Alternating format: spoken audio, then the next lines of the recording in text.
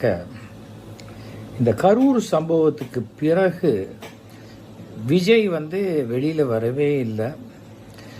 நிறையா ஆனால் விஜய்க்கு பதிலாக அவரை சார்ந்தவர்கள், அவருக்கு ஆதரவாளர்கள்னு சொல்லி அவருடைய கட்சி அங்கீகாரம் பண்ணவங்களா இல்லையான்லாம் தெரியாது.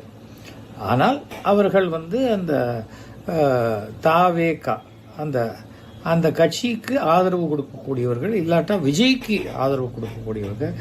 என்ன பண்ணாலும் விஜய் என்ன எங்களுக்கு தான் உங்கள் ஆதரவு, என் பையன் செத்தா கூட உங்களை பார்க்கறதுக்கு அவன் பண்ணி கொடுத்துட்டு போயிருக்கான், அதனால் அவன் செத்தது எனக்கு ஒன்றும் பெரிய பிரச்சனையே கிடையாது அப்படின்னு அந்த 20 லட்ச ரூபா வாங்கின ஒரு தாயார் பேசினது கூட நான் கேட்டேன்.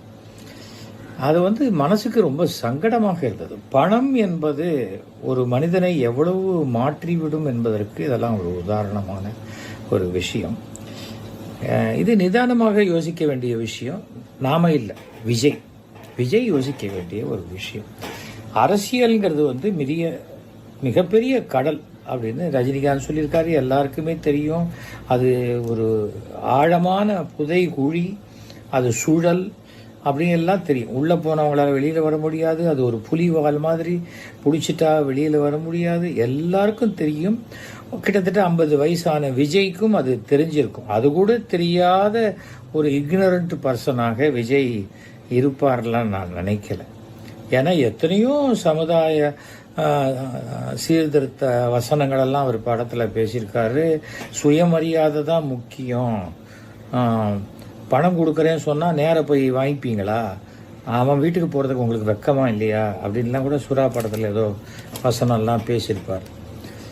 இது இப்போ ஒரு சின்ன அனாலிசிஸ் தான். அதனால தான் இதை நான் சொல்கிறதுக்கு காரணம் என்னென்னா, விஜய் பொதுவாகவே அவருக்கு கூட்டம்னா பிடிக்காது. நடிகராக ஒரு 4 பேர் அவருக்கு ஒரு பத்திரிக்கை கொடுக்க வந்தால் கூட என்ன கூட்டமாக வந்திருக்கீங்க அப்படிம்பார். அவர் 4 பேரையே கூட்டம்னு நினைக்கிறவர்.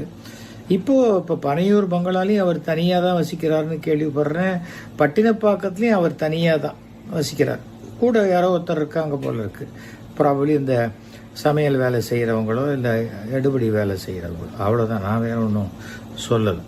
ஸோ ஒருத்தர் 2 பேருக்கு மேலே இருந்தாலே அது கூட்டம்னு நினைக்கிற விஜய் தனக்கு பின்னாடி இவ்வளோ பெரிய கூட்டம் வரணும், நான் போகிற இடம்லாம் கூட்டம் வரும், அந்த கூட்டம் வந்துருச்சுன்னா என்ன பண்ணுறது, அவ்வளோ கூட்டம் வந்தால் போலீஸ் தான் சமாளிக்கணும், இல்லைன்னா இராணுவத்தையாவது அனுப்பணும் அப்படின்லாம் அவர் பேசுகிறார் இல்லையா. விஜய் தானே பேசுகிறாரு. நான் போனால் கூட்டம் வந்துடும்.